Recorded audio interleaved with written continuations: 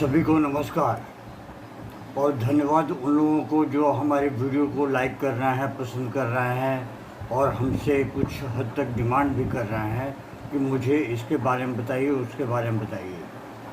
आज हमारी एक छोटी सी बहना है, उसने कहा है कि सर मुझे स्कैल्प सोरियासिस है, इसके बारे में मुझे कुछ बताइए। तो स्कैल्प सोरियासिस के बारे में हम कुछ चर्चा करेंगे।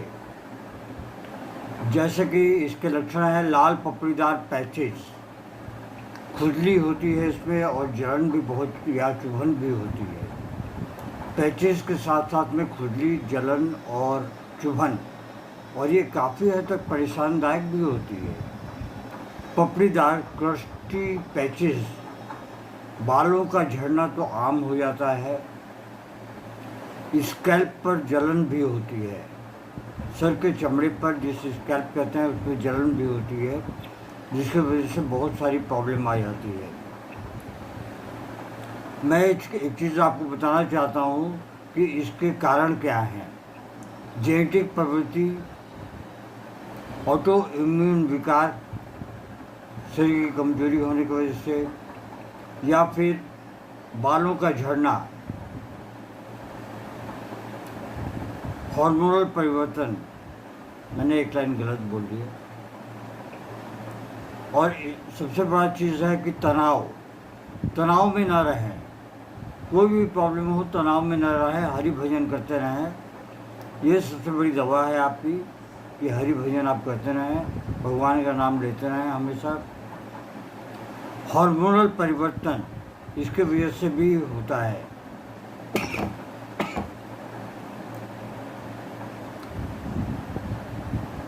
पर्यावरणीय कारक ये भी है, एक जगह से दूसरी जगह बदलने से, पानी बदलने से भी हो सकता है।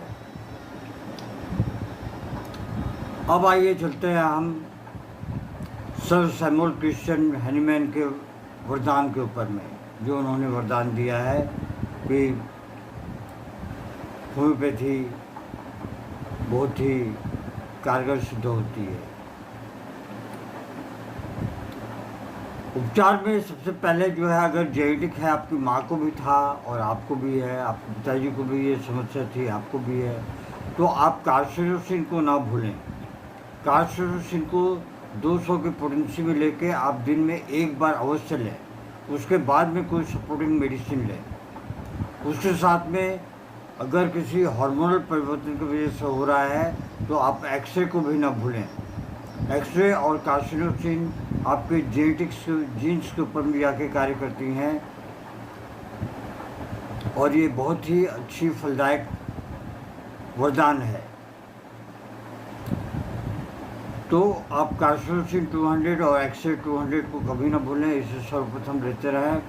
इसके अलावा चले आइए हम चलते हैं फिर आर्सेनिक एल्बम के ऊपर में।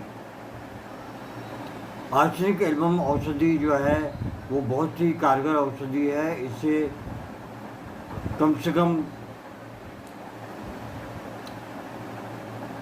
2 बूंद दिन में 3 से 4 बार अवश्य लें, सुबह में, दोपहर में, शाम को और रात को। याद रखें कि कार्सिनोसिन और एक्सरे जिस दिन प्रथम बार लें तो उस दिन आप कोई अन्य दवा ना लें।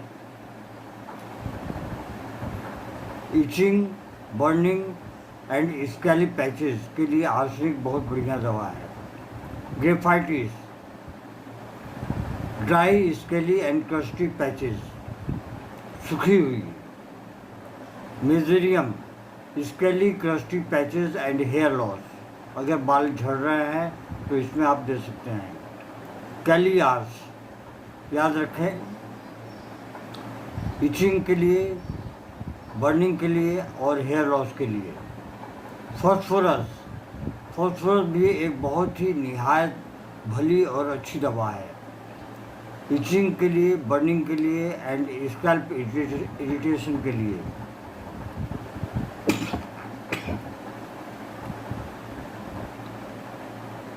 आपके सर में बहुत ज़्यादा इरिटेशन हो रही है।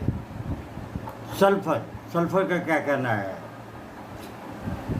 सल्फर जो है वो बहुत ही अहम दवा है, इससे हमें भूलना नहीं चाहिए। Scaly, crusty patches and itching, इसमें जो है ये बहुत ही उम्दा दवा है।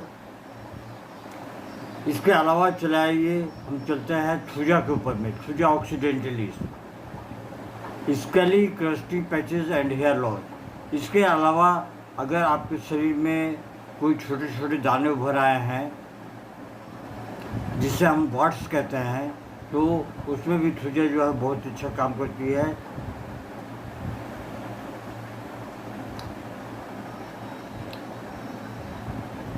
कुछ अन्य दवाएं जैसे कि बर्बरिस वल्गरिस, कैलेंडुला, कैलेंडुला को आप 30 की पोटेंसी में भी ले सकती हैं, और मदर टिंचर ले लें और उससे जो है आप 100 ग्राम नारियल के तेल में मिला दें, और उसके साथ में आप स्टेफिस गेरिया को भी ले लें 100 ग्राम में 10 ml स्टेफिस गेरिया और 10 ml कैलेंडुला, और लेडम पाल को भी 10 ml में ले लें मदर टिंचर में, क्यू की पोटेंसी में, और उसे सरसों के तेल में डाल दें, बढ़िया से उसको फेंट लें। फेंटने के बाद में उसको अपनी उंगलियों से स्कैल्प के ऊपर में लगाते रहें। इससे जो आपको बहुत जल्द आराम मिलेगा और काफ़ी हद तक आराम मिलेगा। खाने की जो दवाइयाँ हैं, 2 से 3 बूंद आधे कप पानी में लेके दिन में 3 से 4 बार लेते रहें। वैसे जैसा कि मैं बार बार कहता हूँ, शुरू में लोअर पोटेंसी लें, 30 की पोटेंसी में लें, 4 से 6 सप्ताह लेने के बाद में फिर उसको 200 की पोटेंसी में करें। कम से कम कोई एक दवा और उसकी पोटेंसी को जब कम से कम 4 से 6 हफ्ते तक लेते रहें। अब एक व्यक्तिगत सलाह देना चाहता हूँ कि अगर आपको इस तरह की समस्या है तो आप अपने नज़दीकी होम्योपैथिक डॉक्टर से सलाह मशवरा ले सकते हैं।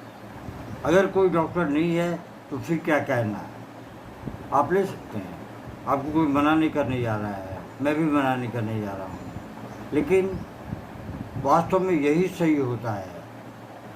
आशा है छोटा सा वीडियो आपको पसंद आएगा। पसंद आए तो कृपया इसे लाइक, शेयर और सब्सक्राइब अवश्य करें। जय हिंद, नमस्कार। Long live homeopathy, long live Hahnemann.